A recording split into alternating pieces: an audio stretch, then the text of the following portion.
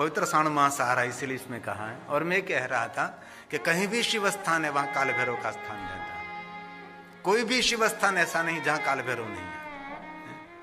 कभी आप सोमनाथ जाओ तो वहां भी काल भैरव जी भी रहते हैं, वहां भी महादेव स्वयं भी रहते हैं। लेकिन बहुत कम लोग काल भैरव के दर्शन के लिए पहुंचते। रोटलेश्वर महादेव, चंद्रमौलेश्वर महादेव के पास काल भैरव जी का सुंदर स्थान है। और महाकाल में तो है ही काल भैरव जी, उज्जैन में तो है ही महाकाल भैरव जी, सभी जगह पर। उज्जैन में तो 64 भैरव है, 64 काल भैरव है और 64 भैरवी भी है।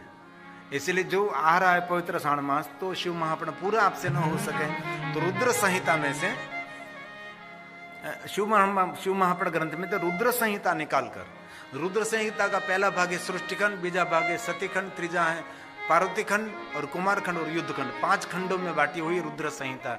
उसका संपूर्ण पाठ करें, शिवालय में जाकर पाठ कर सकते हैं। और सभी मनोरथों को पूर्ण करने के लिए काल भैरव के सामने 3 बार पाठ करें, ऐसा भगवान ने कहा। ताम रुद्र संहितां यस्तु भैरव प्रतिमांतिके त्रिपठे प्रण्यहं मौनी सकामान् खिलान् लभे सकामान् खिलान् लभे। पवित्र श्रावण मास आ रहा, गुरु पूर्णिमा से शुरू हो जाएगा पवित्र श्रावण मास। जीवन में क्या करવું જોઈએ? शिव मंदिर में अथवा बिल्व मन में बैठकर इस संहिता का पाठ करता है, वही उस फल को प्राप्त करता है जो वाणी के द्वारा स्वयं भगवान ने कहा, मैं भी वर्णन नहीं कर सकता है। शिवालय में बैठकर रुद्र संहिता का पाठ करे। यहाँ तो कोई शिवालय नहीं है, यहाँ कोई स्वतंत्र शिवालय इस देश में नहीं है तो बहुत बड़ी बात है, लेकिन ज्यादातर नहीं है। और ये न हो सके तो बिल्व वन में, जहाँ बिल्व का जंगल है, इनमें बीच में बैठकर इस रुद्र संहिता का पाठ करें। उनके लिए कहा, वाणी के द्वारा उसका वर्णन कभी नहीं हो सकता, जो फल मिलता एक बार पाठ करने मात्र से। शिवालय बिल्व बने, शिवालये बिल्व बने संहितां तां पठेतु यः स यत्फलं वाप्नोति तद्वाचोऽपि न गोचरे तद्वाचोऽपि न गोचरे। इसलिए कुछ करें, पवित्र श्रावण मास आ रहा है। और ये अंतिम श्लोक, चतुर्दशी के दिन निराहार रहकर बिल्व वृक्ष के मूल में बैठकर इस संहिता का पाठ करता है, वही साक्षात शिव है। उसकी पूजा देवता भी करते हैं। क्या बात की, देखो तो सही, जरा ध्यान तो दीजिए।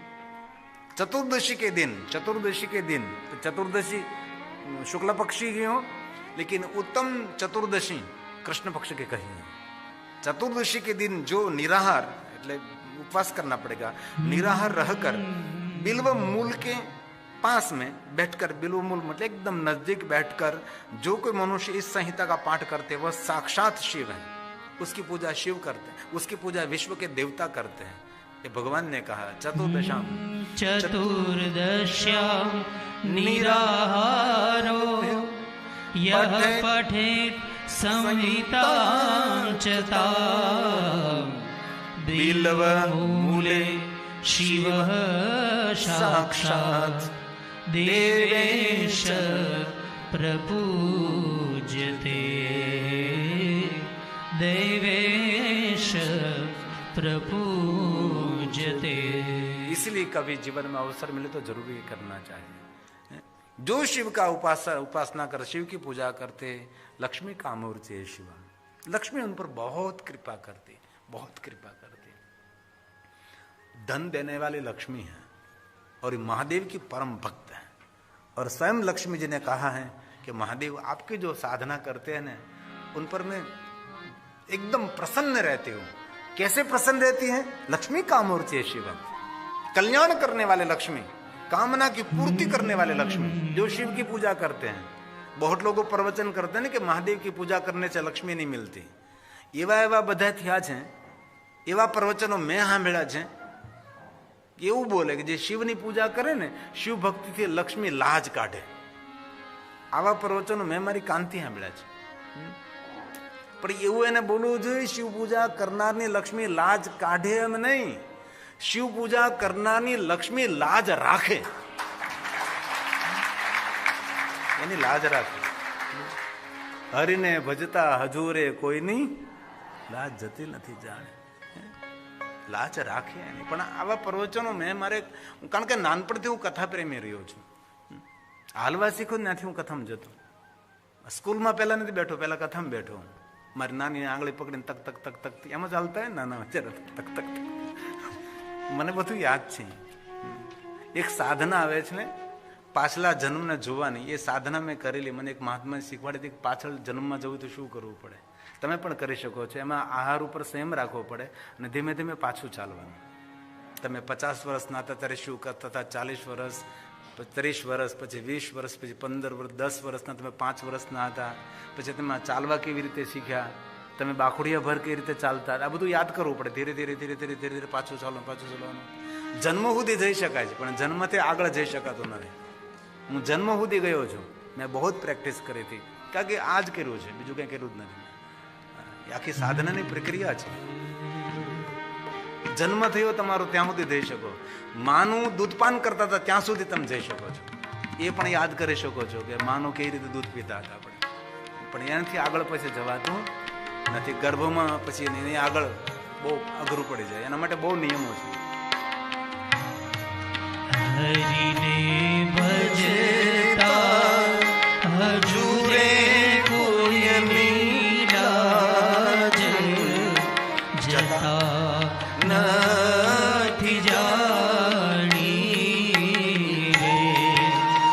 હરિને ભજતા હજુરે કોઈની લાજ જતા નથી જાણી રે.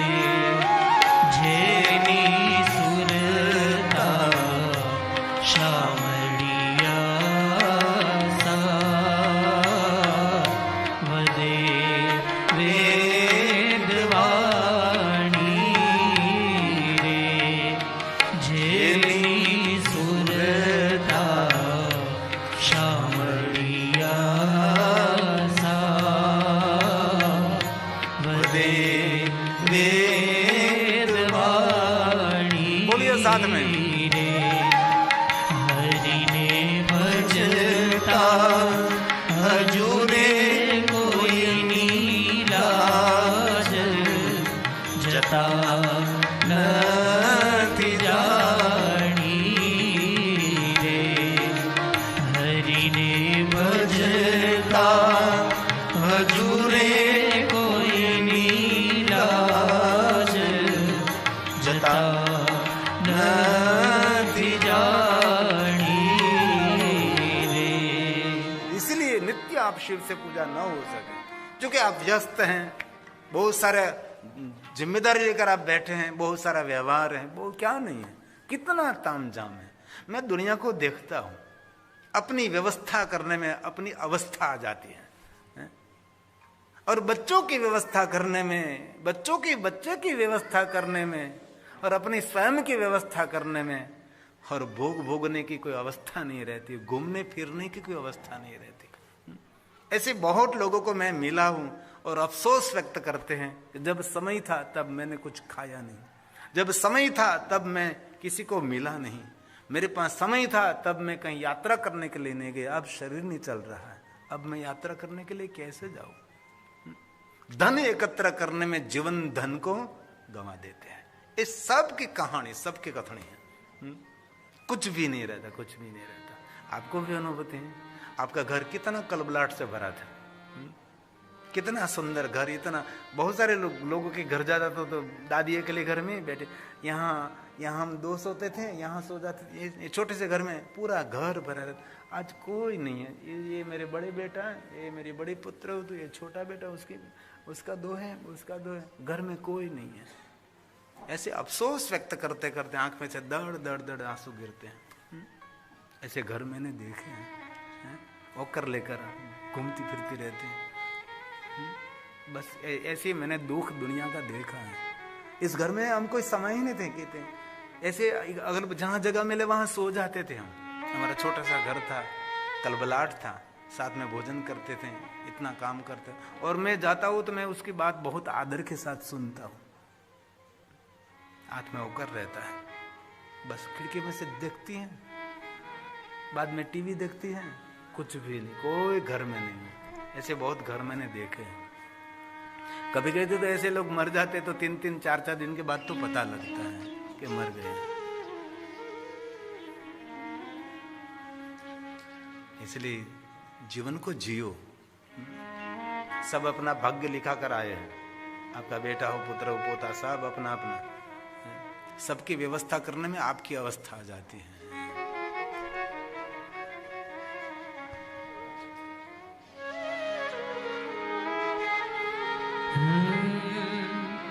छोड़ कर सब कुछ माल खजाना, ये जीवन की वास्तविकता है, ये जीवन का दर्शन है। लेकिन जब समझ आती है ना तब समय नहीं होता। जब इस बात की समझ आती है तब हमारे पास समय नहीं होता। ये तो सीधी बात है ना। सांच रुक जाएगी चलते चलते, शम्मा बुझ जाएगी जलते जलते, दम निकल जाएगा रोशनी का, हम ना रहेंगे, दास्ता अपनी दुनिया गाएगी। कुछ करके जाओ, इतिहास बना कर जाओ। और मैंने कहा कथा के प्रारंभ में, इतिहास बनाने में पूरा जीवन समर्पित करना पड़ता है, तब इतिहास बनता है। बहुत लोगों को मैंने बैठे देखा है, बहुत सत्कर्मी, बहुत पुण्यकर्मी लोग होते हैं। हम जलाराम को याद करें, जलाराम ने खाया नहीं, दूसरों को खिलाया, इसीलिए जलाराम को लोग याद करते हैं। नरसिंह ने कभी दुनिया को तो फरियाद नहीं की, भगवान को भी नहीं कहा। ये नरसिंह, ऐसे तो बहुत सारे, तुकाराम से लेकर गौरव कुंभार से लेकर बहुत सारे संत भक्त हुए। इसलिए शेष जीवन रहा है, विशेष कुछ कार्य जीवन में। और मरते समय अफसोस नहीं होना चाहिए, मुस्कुराते हुए मरिए। मैंने बहुत भजन किया है, वृद्धावस्था भजन करने के लिए, वृद्धावस्था तो भगवान को चैलेंज करने के लिए कि मेरी संपूर्ण तैयारी है। भारत देश जाना है तो भी 3-4 महीने से पहले बैग तैयार करने लगते हैं। सिर्फ देश में जाना है, ठंडी के महीने में, दिसंबर में, जनवरी में 2 महीने रहना है, कितना तैयारी करते हैं। तैयारी करके जाते हैं और भारत जाकर तो वापस इंग्लैंड में आ सकते हैं, लेकिन वहां जाने के बाद कोई कहीं नहीं आ सकता। इसलिए उसकी तैयारी करें, थोड़ी थोड़ी तैयारी। छोड़ कर सब कुछ माल खजाना, अंते अकेला जाना, आखिर तो मर जाना, आखिर तो मर जाना। मृत्यु से भागना नहीं, मृत्यु से पहले जागना है। मैं आपको भयभीत नहीं कर रहा हूं, क्योंकि महादेव का भक्त कभी मृत्यु से भयभीत नहीं रहता। महादेव का सबसे बड़ा वरदान है, वो मृत्यु के भय से शिव मुक्त कर देता है। शिव का भजन करता है ना, वो निर्भय रहता है। देव अभय वरदान, भगवान शंकर जी सबसे बड़ा वरदान देते हैं, भून भय भंग व्यसनिया। महादेव का व्यसन गांजा धतूरा भांग धतूरा का नहीं है, महादेव का व्यसन है उसके भक्त को भय से मुक्त रखना, वो शंकर जी का व्यसन है। इसलिए रोज महादेव का पूजन करें। शिवलिंग नहीं है तो दीप, ये भगवान महादेव का लिंग है। दीप लिंगाय नमः, अग्निलिंगाय नमः, ज्योतिर्लिंगाय नमः, ज्वाला लिंगाय नमः, दीप ज्योतिर्जनार्दनम। ये साक्षात शिव है, साक्षात शिव है, ये परब्रह्म है। दीप ज्योतिर्परब्रह्म, ये साक्षात शिव है और कोई नहीं। दीप ज्योतिर्जनार्दन,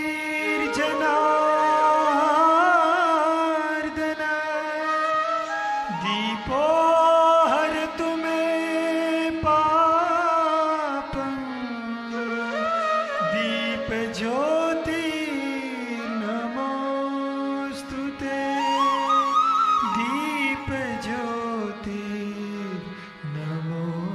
सामने कुछ भी नहीं है, कोई देवता की मूर्ति भी नहीं है, कोई छवि भी नहीं, कोई चित्र भी नहीं, कुछ भी आपके सामने नहीं है। एक दीप जलाए। आपको पता होगा हमारे महाराष्ट्र में एक पूरा संप्रदाय है जिनको ज्योति संप्रदाय कहते हैं। ये लोग कोई पूजा सामग्री भगवान कुछ भी नहीं रखते, सिर्फ दीप प्रज्वलित करते हैं और दीप के सामने उसकी दृष्टि रखते हैं। कहाँ तक दृष्टि रखते हैं? आंख में से दड़ आंसू गए, उसकी पलक नहीं झपकती। और 7 से 7:30 बजे का उसका समय रहता है। उनके ज्योति परिवार जहां जा रहे थे वो 7 बजे दीप के सामने बैठ जाते हैं और आंख निरंतर खुली रखते हैं, निरंतर इतनी खुली रखते हैं कि दड़ आंसू गिरने लगते हैं। एक बात कहूं, जिनकी पलक कम झपकती है ना, उनको विचार भी कम आते हैं। जो टप टप के रख रहे हैं विचार वो है। ऐसा करो, बे करो तो वांधो नहीं, एक करे तो खतरो। तो बड़ा खतरा हो जाएगा।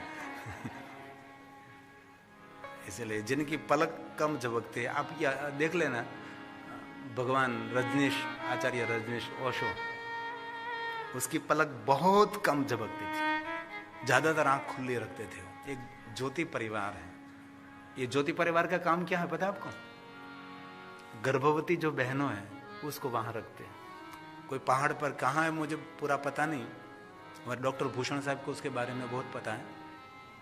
उसने मुझे बहुत सारी बातें बताई कि वहाँ उसके परिवार की गर्भवती जो बहनें होती उसको वहाँ 9 महीना रखी जाती है और 9 महीना के बाद उसको क्या खिलाना, क्या पिलाना, कैसे विचार प्रदान करना, क्या क्या करना, बहुत सारा उसका विज्ञान है। तब श्रेष्ठ बच्चा जन्म लेता है। बाकी तो पानी पूरी खाए,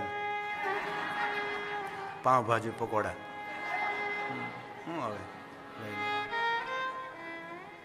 शिवपुराण में उसका वर्णन है। गर्भ संस्कार जिनको कहते हैं ना, गर्भ संस्कार। आपके पेट में जब बच्चा पल रहा है ना, तो आपको निर्णय लेना है कि आपको देव को जन्म देना है कि आपको दानव को जन्म देना है, ये आप पर निर्भर है। इसीलिए नारी तो नारायण, नारी रतन ने खान, नारी थी नर उपजा, ध्रुव समान प्रहलाद। इसलिए नारी को कभी सामान्य मत समझे, साक्षात देवी है, साक्षात जगदम्बा है नारी। कितने महापुरुषों को जन्म पुरुष ने नहीं दिया, नारी ने दिया। सत्पुरुषों, वैज्ञानिकों, कितने ध्रुव, प्रहलाद, कितने महापुरुष आए धरती पर। नारी तू नारायणी, नारी रतननी खा, नारी तू नारायणी, नारी रतननी खान, नारी थी नरनी पजे, एवी नारी जग में महा, नारी थी नरनी पजे, एवी नारी जग में महा। तो ये भी कहा है, जिन घर में नारी शरीर का आदर रहता है वहां सभी तीर्थ, वहां देवता निवास करते हैं। कोई भी रूप में, पची माँ के रूप में हो, बहन के रूप में हो, कोई भी रूप में नारी शरीर जहां, उसका आदर करे, उसका सम्मान करे। घर में कभी उसका अनादर न करे, वहां देवता रमण करते हैं। यत्र नार्यस्तु पूज्यन्, जिस परिवार में, जिस घर में नारी की पूजा हो, नारी का आदर हो रहा है, तत्र देवता, यत्र तास्तु न पूज्यन्ते, सर्वास्तत्र फला क्रिया, सर्वास्तत्र फला। तो आज कथा का 5वां दिन है, कल कथा का 6ठा दिन रहेगा और 7वां दिन। यहाँ कथा का 7 दिन रहते हैं और भारत में कथा का 9 दिन रहता है। वहाँ 9 दिन की कथा करते हैं। बहुत पहले तो 9 दिन 2 समय में कथा करता था, इससे पहले 11 दिन 2 समय कथा करता था। बहुत पहले जब मैंने शुरू किया तो 11 दिन 2 समय, 9 से 12 और 3 से 6, और 9 से 12 बजे कथा विराम करके किसी और के घर भोजन करने के लिए जाना पड़ता था। कोई व्यवस्था नहीं थी, ले घर घर में जाते थे भोजन के लिए। आज इसके तरफ से भोजन है, उसके घर जाना है। शाम को किसके, तो उसके घर वहां जाना है, ऐसे ब्याह क्या रे बोला है 3 વાગે કથામાં જવાનું, કોઈ રીતે જમવાનું તૈયાર ન થાય. એક ઘરે જમવા ગયો તો બોલો ચૂરમાન લાડુ જ આપતા ભૂલી ગયા. હું બેઠેલો હામાં નીચે આમ ત્યાં રોહડામાં હામાં લાડુનો થાળ દેખાય, પણ આપણે થોડું કહેવાય કે આપણને એમ કે એના ઘરના માટે બનાવે છે, આપણને નહીં આપવાના હોય એવું પણ આપણે બોલાય તો નહીં. જે આપ્યું બધું જમી લીધું, દક્ષિણા આપી દીધી, બધું થઈ ગયું. પછી એ બેનના પતિ પણ ઉંમરે જ બેઠા હતા, ત્યાં રહોડાને વચ્ચે જ બેઠા હતા. પછી અમે જમી લીધા, ઊભા થઈ ગયા એટલે ઓલી પત્ની એના વર ઉપર ખીજાવા લાગી. બીજા કોના ઉપર ખીજે, મળી બોલવા. તો એ કે તમારે કહેવાય નહીં કે આ લાડુ ભૂલાઈ ગયા કે આ બધે સાધુ બ્રાહ્મણ આવ્યા છે ભોજન લાડુ દેવાના, એના માટે તો બનાવ્યા હતા. તો એનો પતિ બિચારો ભોળો ભાલો કે તે મને બોલવાની ના પડી હતી કે હું લો બોલું કે મને તો ખબર હતી કે તું લાડુ ભૂલી જાત, પણ ત્યાં મને સ્પષ્ટ કે બાપુને હાજરીમાં તમે બોલવાનું નહીં, ત્યાં મને મનાઈ કરી હતી, એટલે હું લો બોલું. હે લાડુ આવ્યો ચૂરમાન લાડુ એમ ને. અને લાડુનો મેકઅપ એટલે ખસખસના બીજ. જેમ આપણે મેકઅપ કરીને એમ લાડુ પણ મેકઅપ કરે. ખસખસના બી વગર લાડુ શોભે જ નહીં. ખસખસના બી ચૂરમાના લાડુ, પાછા ઓરિજિનલ બ્રાહ્મણિયા લાડુ. એ લાડુ બનાવવાની રીત તમને બધાને બનાવતા ના આવડે. એ મારે પ્રસાદમાં બનતા છે મોહનભાઈ. એવો લાડુ આમ લાડુ બનાવવાની પ્રક્રિયા જ આખી છે. આમ તમે આમ ખસખસ લગાવીને જોરથી નાખો ને તો તૂટે નહીં, અને 1-2 મહિના સુધી ખરાબ ન થાય એવો ચૂરમાન લાડુ. અમારે ત્યાં 84 થતી બ્રાહ્મણોની, સાધુ બ્રાહ્મણ બધાની, એ જે લાડુ બને ઓહો ગજબના લાડુ. એવા લાડુ તો અત્યારે ક્યાંય દેખાતા નથી, ખબર નહીં. એના ક્લાસીસ શરૂ કરવા પડશે લાડુ બનાવવાના, है ना. तो शिव महापुराण अंतर्गत रुद्र संहिता दूसरा भाग, जिनको सती खंड कहते हैं, इनमें ब्रह्मा जी ने पुत्र दक्ष को कहा, दक्ष महाराज आपके पास धन संपत्ति वैभव सब कुछ है, लेकिन आपके वहां कोई पुत्री का जन्म नहीं हुआ है. दक्ष, पुत्र के जन्म से दाम्पत्य जीवन धन्य बनता है, इसलिए हे दक्ष आपके वहां पुत्री का जन्म होना चाहिए. और कोई सामान्य पुत्री नहीं दक्ष, विश्व मालकिन जगत जनेता अंबा परांबा जगदम्बा आपकी पुत्री बनकर सुंदर धरा को धन्य करे. पिताजी आप मुझे कुछ मार्गदर्शन करें. ब्रह्मा जी ने पुत्र दक्ष को मार्गदर्शन किया है, और दक्ष ने कहा कि मैं पुत्री के लिए कठिन तपस्या करूंगा. ब्रह्मा जी ने दक्ष महाराज को कहा पुत्री के लिए, और दक्ष महाराज ने वीरणी को कहा कि वीरणी में तपस्या करने के लिए जा रहा हूं, और दक्ष महाराज ने कहा पुत्री के लिए जा रहा हूं. वीरणी ने बहुत प्रसन्नता व्यक्त की पुत्री के लिए, और कहा दक्ष महाराज बहुत समय से मेरे मन में एक बात हो रही थी कि मेरे आंगन में एक मेरी पुत्री जन्मे, मैं बेटी की कामना कर रही थी. और नगर में सभी लोगों ने दक्ष महाराज को कहा समाज को एक नई दिशा दिखा रहे हैं, समाज को एक नया विचार प्रदान कर रहे हैं आप. पुत्र के लिए तो बहुत से राजा महाराजों ने तपस्या की, लेकिन बेटी के लिए आप जा रहे हैं. समाज को नया विचार, श्रेष्ठ विचार, समाज की उन्नति के लिए, समाज के उत्थान के लिए कुछ नया विचार समाज को प्रदान करना, वो भी समाज की एक सेवा है. किसी को श्रेष्ठ मार्गदर्शन देना, जो कहे तो, जो कहे नहीं तो किसी को मार्गदर्शन देना नहीं चाहिए, किसी को राय नहीं देना चाहिए, सलाह नहीं सहकार देना चाहिए. और प्रदेश दक्ष महाराज ने माता भवानी का कठिन तप किया है, आराधन किया है, और दक्ष महाराज ने आद्यशक्ति भवानी की स्तुति की है. हे महेशानी, हे जगदम्बा, मैं नमस्कार करता हूँ. ये दक्ष ने गाया जगदम्बा के लिए.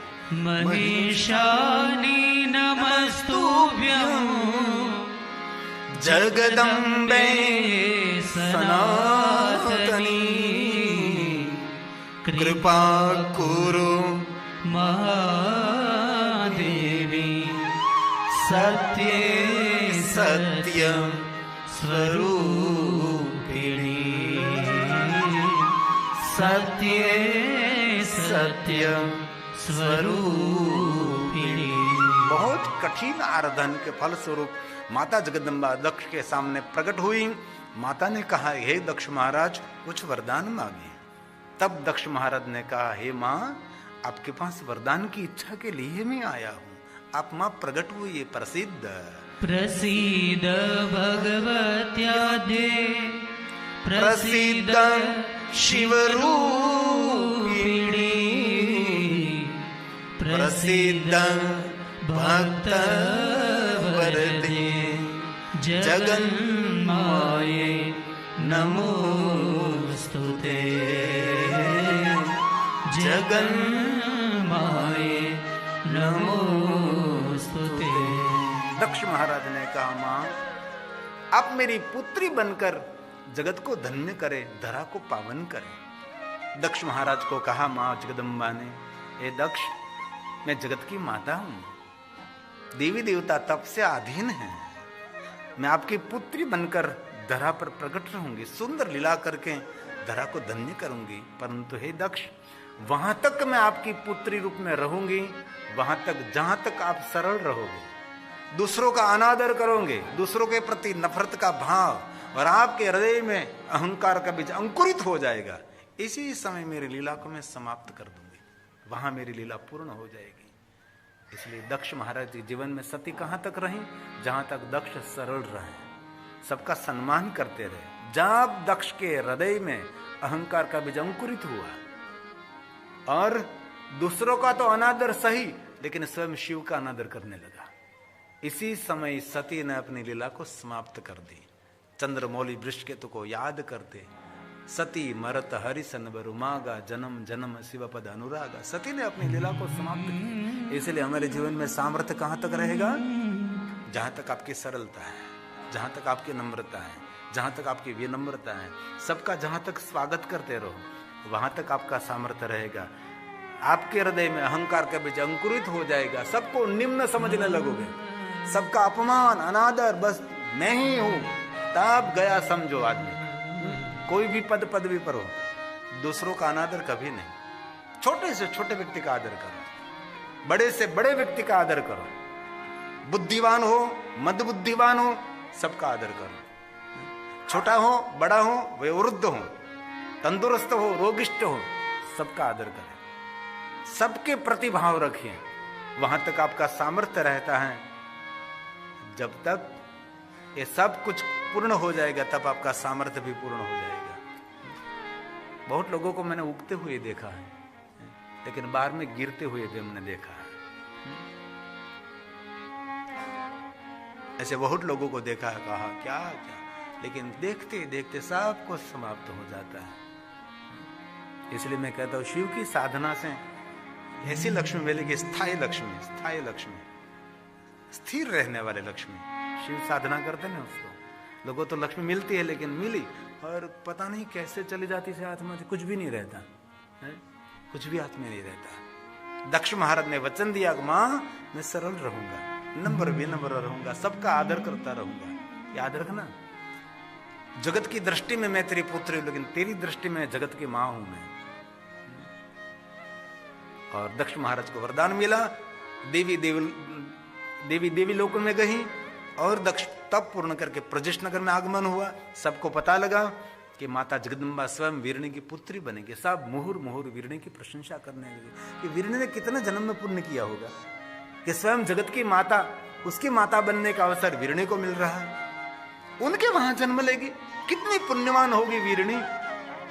और वीरणी भी प्रसन्नता व्यक्त कर रही है कि स्वयं जगत की माता मेरी पुत्री बनेगी, खुशी प्रकट कर रही है। और मां जगदम्बा ने वीरणी के गर्भ में निवास किया है। और समय बीतने में क्या देर, 9 मास बीत गया, गतेषु 9 मासेषु, समय बीत गया और मां ने संपूर्ण मां वीरणी के पेट में निवास किया है।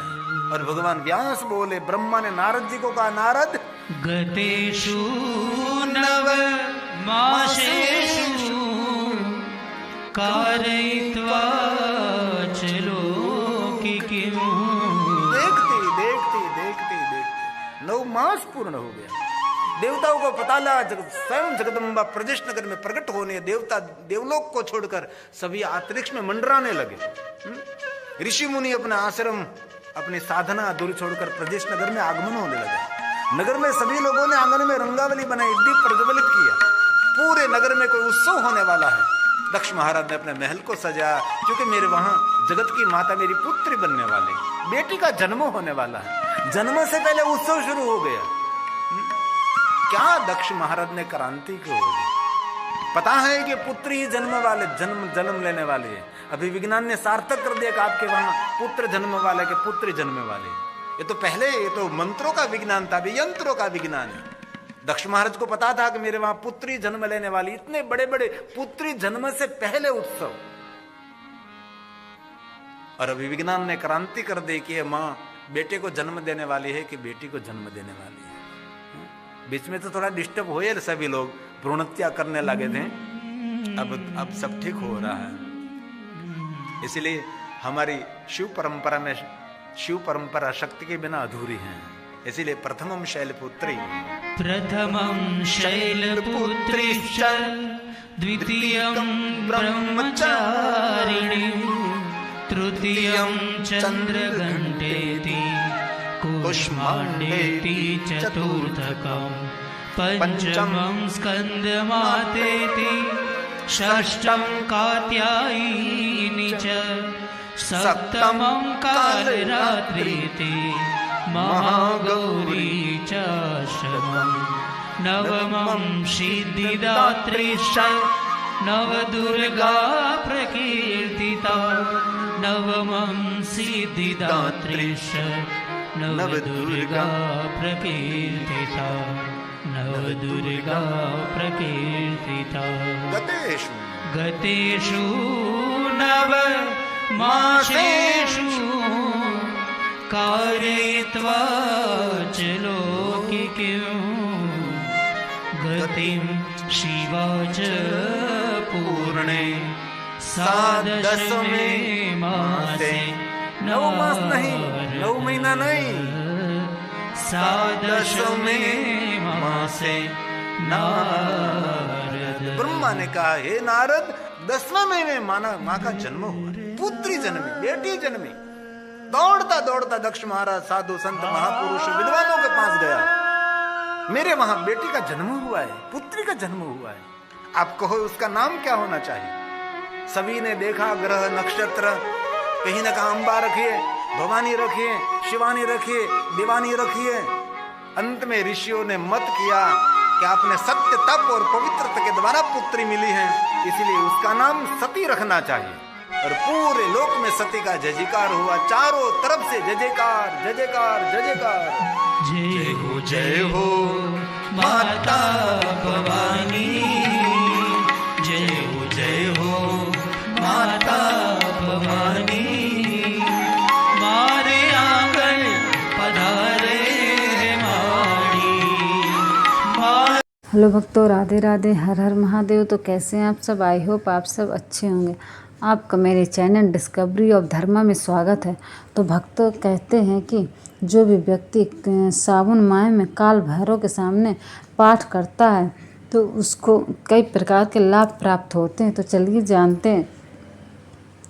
सावन के महीने में काल भैरव के सामने पाठ करने से कई लाभ होते हैं। यह माना जाता है कि इससे भक्तों के जीवन में आने वाली बाधाएं दूर होती हैं, शत्रुओं पर विजय प्राप्त होती है और नकारात्मक ऊर्जा का नाश होता है। इसके साथ ही काल भैरव की पूजा से रोग, भय और दरिद्रता से मुक्ति मिलती है। सावन में काल भैरव की पूजा के क्या लाभ होते हैं? सावन में काल भैरव की पूजा करने से जीवन में आने वाली सभी प्रकार की बाधाएं दूर होती हैं।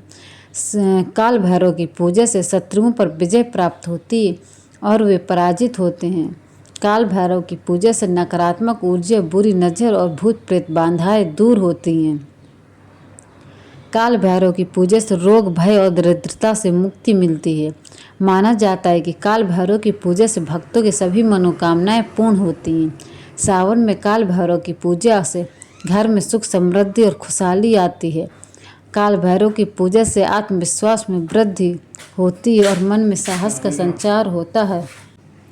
सावन में काल भैरव की पूजा के लिए भक्त सुबह उठकर स्नान करें और साफ कपड़े पहने, फिर भगवान काल भैरव को काले तिल, उड़द और सरसों के तेल का दीपक अर्पित करें। इसके बाद काल भैरव मंत्रों का जाप करें और उनकी विधिवत पूजा करें। सावन के महीने में कालाष्टमी का व्रत भी रखा जाता है जो काल भैरव को समर्पित है। कालाष्टमी के दिन काल भैरव की पूजा करने से विशेष फल प्राप्त होता है। काल भैरव को प्रसन्न करने के लिए भक्त काले कुत्ते को मीठी रोटी या गुड़ हलवा खिला सकते हैं। कहते हैं कि जो भी व्यक्ति काल भैरव अष्टक के लाभ, भैरव चालीसा स्त्रोत के निमित्त जब से मन की शांति मिलती है और आपके जीवन में सभी बुराइयां दूर रहती हैं और आप स्वस्थ, धनवान और समृद्ध बनते हैं। काल भैरव अष्टक का पाठ उन लोगों को करना चाहिए जो शत्रुओं से पीड़ित हैं। जो लोग भयभीत रहते हैं इन्हें भी काल भैरव अष्टक का नियमक का पाठ करना चाहिए। कहते हैं कि हिंदू शास्त्रों के अनुसार भगवान काल भैरव ने भगवान शिव का रूप धारण किया था जब उन्होंने क्रोधित होकर भगवान ब्रह्मा को सबक सिखाने की कामना की थी। एक बार ब्रह्मा, विष्णु और महेश उनमें से सबसे सर्वोच्च पर एक बहस पड़ गई थी। भगवान शिव ने कहा तो वह था और इसलिए भगवान विष्णु पीछे हट गए। हालांकि भगवान ब्रह्मा ने शांत होने से इनकार कर दिया। यह एक बिंदु पर पहुंच गए जब ऋषियों और विद्वानों को हस्तक्षेप करना पड़ा, लेकिन भगवान ब्रह्मा पीछे नहीं हटे। क्रोधित होकर भगवान शिव ने काल भैरव का रूप धारण किया, जिन्होंने अपने क्रोधी अवतार में एक भयानक काले कुत्ते पर सवार होकर ब्रह्मा पर आरोप लगाया और उनका 5वां सिर काट दिया। भैरव का अर्थ भयानक या भयावह। भैरव को काल भैरव के नाम से भी जाना जाता है। एक हिंदी देवता है। उनकी उत्पत्ति हिंदू पौराणिक कथाओं से हुई थी। तो भक्तों, कैसी लगी आपको आज की ये कथा? कमेंट बॉक्स में ज़रूर बताएं और ऐसी ही कथाएं सुनने के लिए हमारे चैनल डिस्कवरी ऑफ धर्मा को सब्सक्राइब जरूर कीजिएगा। तो भक्तों, मिलते हैं एक अगली नई कथा के साथ। जब तक आप हमारे चैनल पे बने रहिएगा। राधे राधे, हर हर महादेव।